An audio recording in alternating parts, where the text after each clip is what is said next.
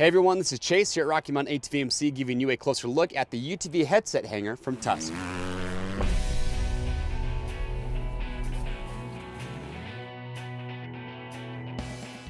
All right everyone, thank you for checking in. So today we want to show you a cool little accessory from Tusk. It is the UTV headset hanger. When you have this installed, it just gives you a good, easy location to hang things like your headset. If you have a comm system in your side-by-side, you could hang goggles from here, or even a helmet. So a lot of cool uses for this for items when you're not using them, just to keep them out of the way.